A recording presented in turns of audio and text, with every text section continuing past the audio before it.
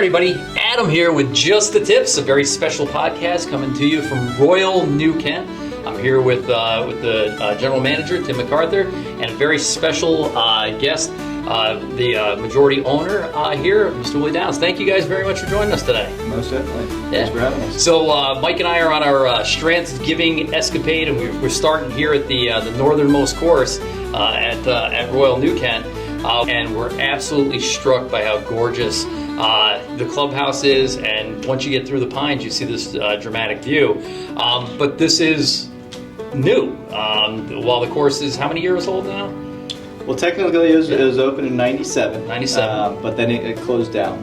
So it was closed down, what, 18 months? 2018 it closed down, for about a year. So lost all the greens, and fairways were 3 feet tall. And so this wasn't, it wasn't even being maintained. It was just whatever grew up. Right. Like a conservancy type thing. Yeah. So how hard is it to get a regular golf course back to playable? It's a big job, but obviously we got it back together and took about 9 months, and we had 2 of Strantz's team members come up and do the renovation for us, which was great. Mike Jones and Mark White, and they built all 7 of his courses that he designed from scratch and worked on the 2 that he redesigned at the end. And it was great having them here and hearing all the stories, and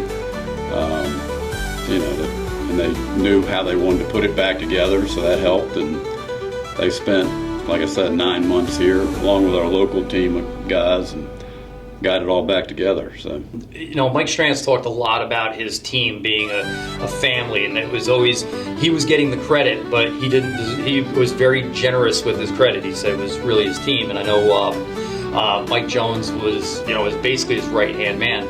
So when they came up and they partnered with you, there was renovations that had to be made to make the course playable.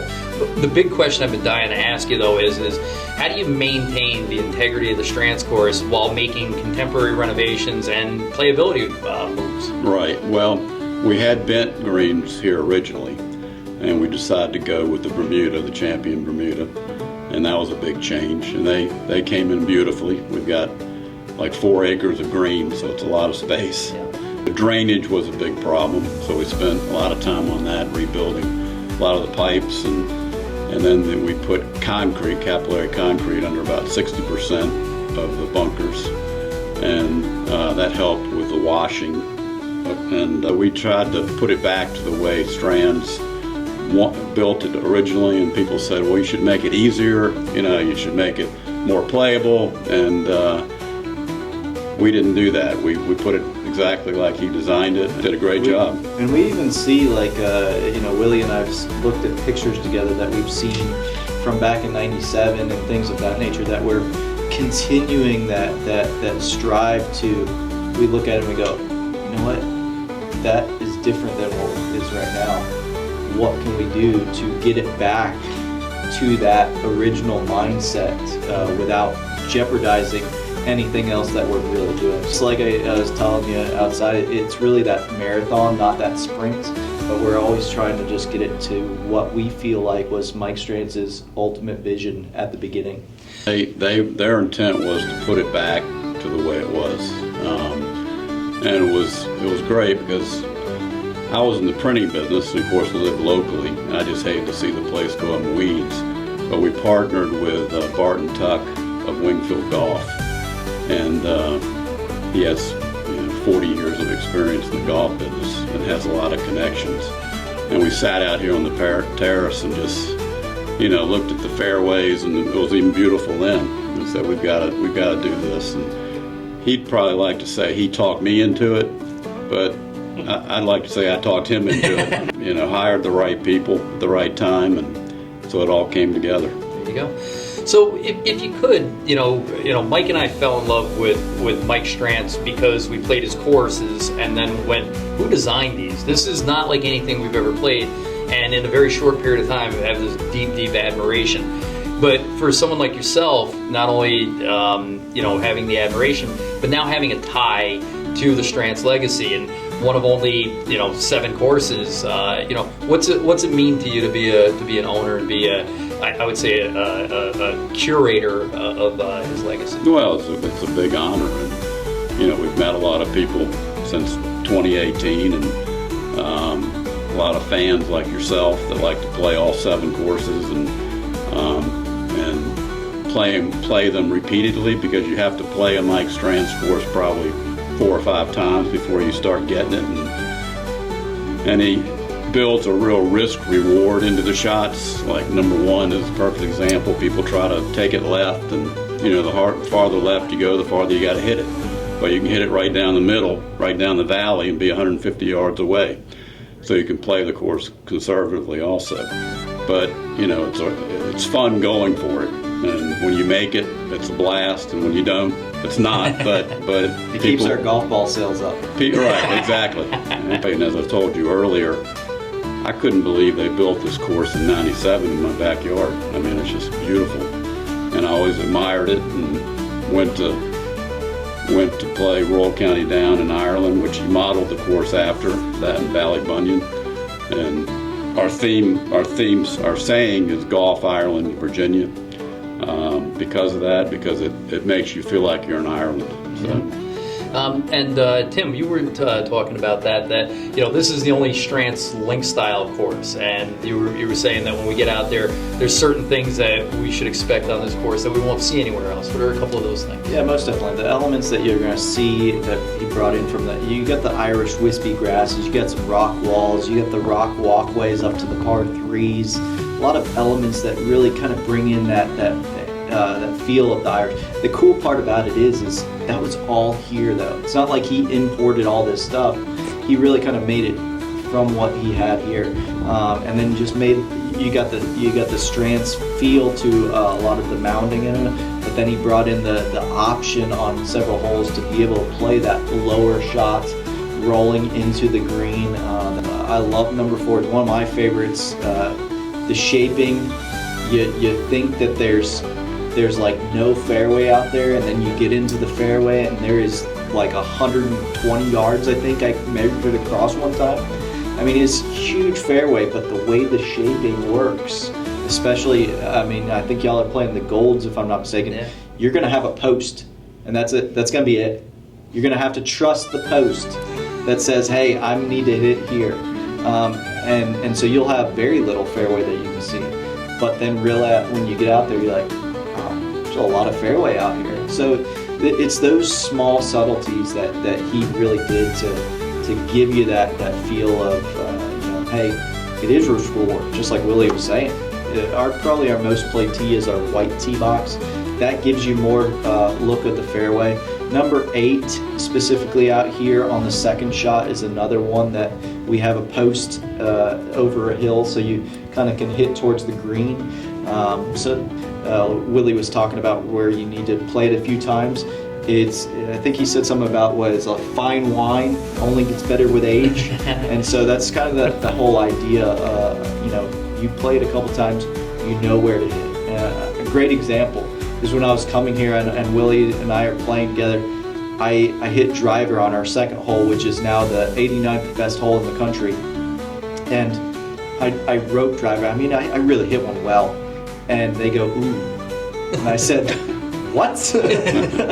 And I look back at his club, and he's got a hybrid, and I said, I think I did this wrong. And so I watched him play the hole, and I've never played the hole any other way than the way that Willie showed me how to play it on day 1. There you go. Well, you can play holes differently, like 2 or 3 different ways, or more than that really. Number 6 is a good example. That's the number 1 handicap hole.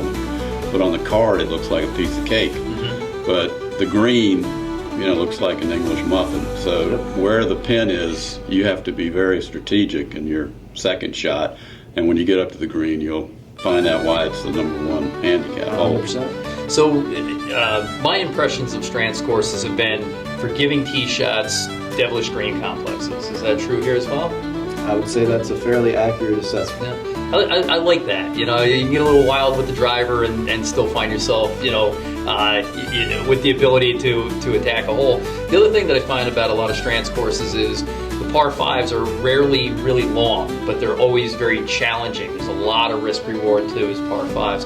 How do you describe the par fives of Royal Newcastle? Yeah, definitely similar atmosphere. I would say that for sure 2 of the 4 are definitely reachable if you hit the right shots. I know people that have been able to get on the green of all 4. It does take a mighty couple shots on a couple of them, but 2 of them are definitely obtainable, and then 2 of them, one of them is probably in that middle area, and then one of them is pretty difficult, I think, to get on into. Everybody comes in and they talk to us and they say, hey, what do you think we need to do here to play well?